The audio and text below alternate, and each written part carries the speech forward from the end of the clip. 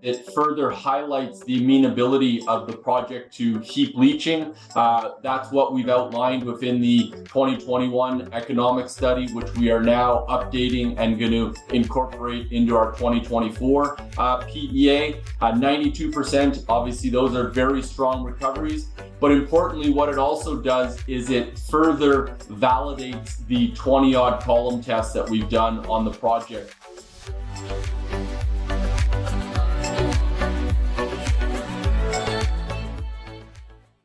Good morning and welcome to the Assay TV. Today I'm here with Luke Alexander, President, CEO, and Director of Newcore Gold. So Luke, thanks for joining me today.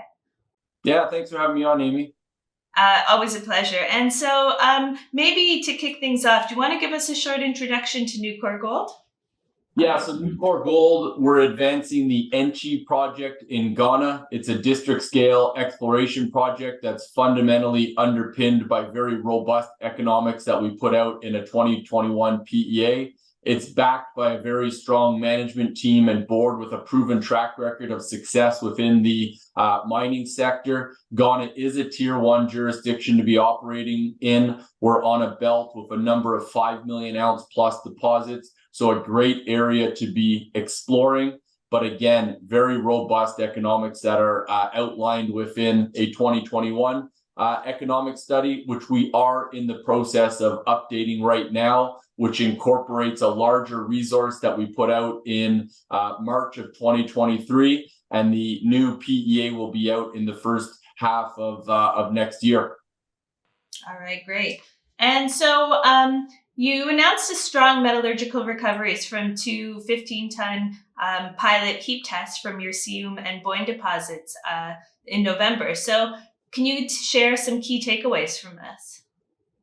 Yeah, so we announced two 15-ton results from two 15-ton pilot heap tests with 92% recoveries. What this does is it further highlights the amenability of the project to heap leaching. That's what we've outlined within the 2021 economic study, which we are now updating and going to incorporate into our 2024 PEA. 92%, obviously those are very strong recoveries. But importantly, what it also does is it further validates the 20-odd column tests that we've done on the project. If you look at our press releases over the last couple of years, we'll see that we've released a number of column tests, which come in around that 91, 92% on average. So these scale tests further highlight, the column test work that we've done, as well as, again, the amenability of the project to heap leaching.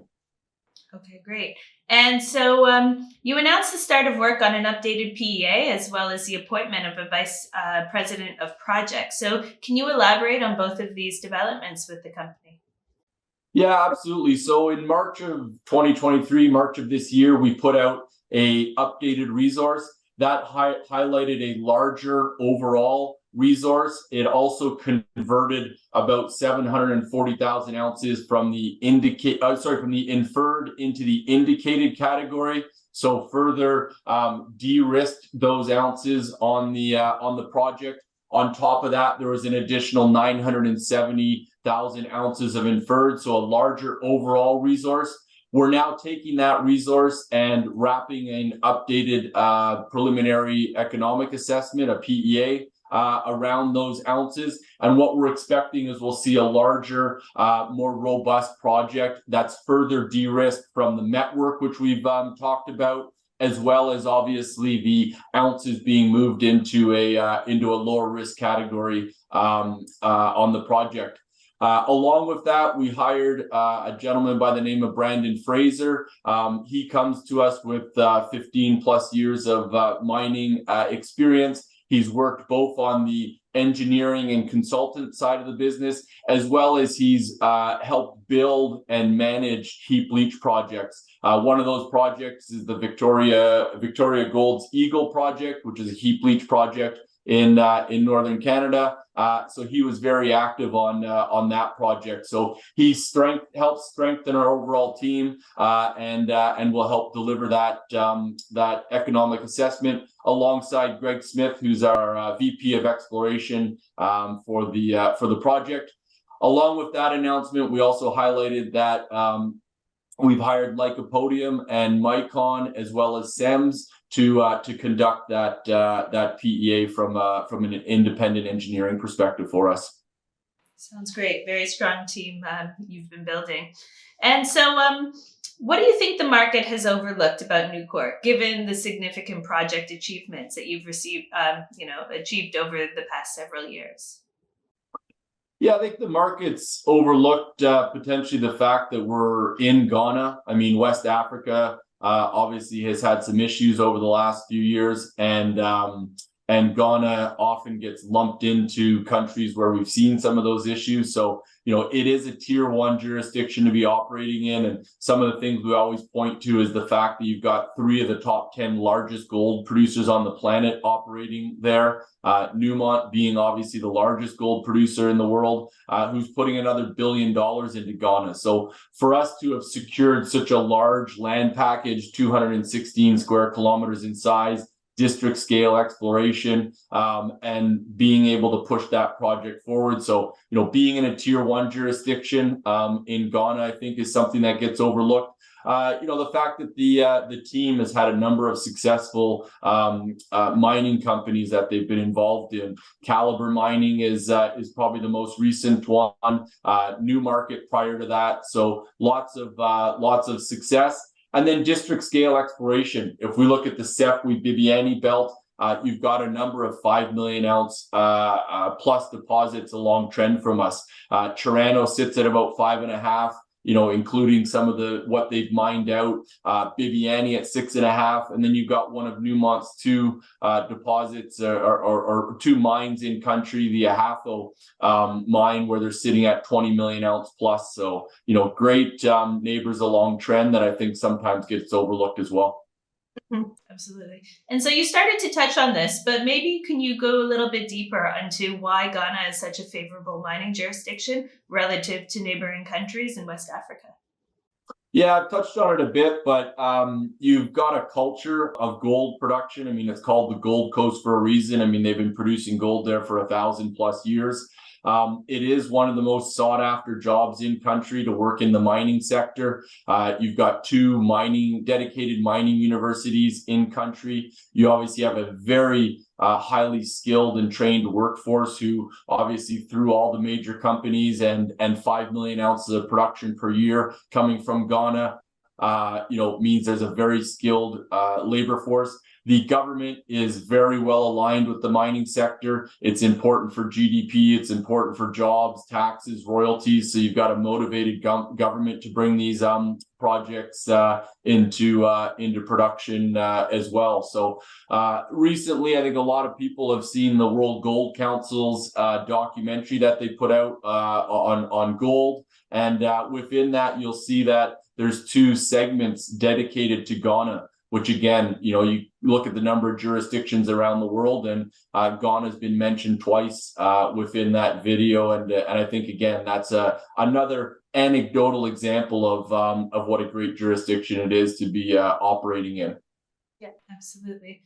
And so looking back at Newcore Gold, what are some of the key catalysts that investors can expect to see over the next 6 to 12 months? Yeah, so we're continuing to de-risk the project towards a construction decision. We've got a very economic, viable project today that, in my view, is being overlooked by where the market is pricing the stock today. But, we're not alone from that perspective. I mean, if we look at it, we're trading at about $8 per ounce in the ground and less than 0.1 times the NPV of the project. So deep value embedded within the market cap today. And part of our job is to unlock some of that value by de-risking a number of the elements of the project. So continuing to put out additional network is something that we'll do. Obviously, these pilot tests further strengthens our confidence in the metallurgy on the project. We're also in the first half of next year going to release that updated PEA, which we think will show a more robust and further de-risked project. which relative again to the market cap will will hopefully lead to a re-rating of the company. We're also looking at applying for a mining lease. That's something that we think we could get done within a year. So we're looking at putting the application together for that. As well as environmental and social baseline study. We've been doing a lot of work on the project from that perspective, so that's something that we'll also look to get out in the coming months. Okay, sounds great. And to close things off, can you tell us a little bit more about what makes Newcore Gold a unique investment proposition relative to your peers? I think today, the exploration development stage companies are being completely overlooked. I mean, most of the majors and seniors are trading, within 10 to 20% of their 52-week lows. So, the sector is out of favor, and Newcore Gold's obviously been caught up in that. But if we look at the fundamentals of the project and, the fact that we're trading at $8 per ounce in the ground, less than 1.1 times the NPV of the project, for a project that's been meaningfully de-risked, I think there's a real re-rate potential. We've got a team with a proven track record of making shareholders money, as well as we have some very good, deep-pocketed, long-term focused institutional investors. We're currently 45% institutionally owned, and these are funds that are dedicated to the sector, recognize the huge upside potential that there is from an exploration perspective, as well as the deep value that's embedded within the stock today. So I'd say tier one jurisdiction, deeply undervalued in this market, very well supported by deep-pocketed, long-term focused investors. I'd say are the key things. Sounds great. So certainly a lot to be looking forward to. And we will be catching up again for the Africa edition of the Assay, which is going to be coming out in January, and seeing you at the upcoming Cape Town event in early February. So we look forward to hearing more from the team. That's great. Thank you very much, Amy. We'll look forward to it.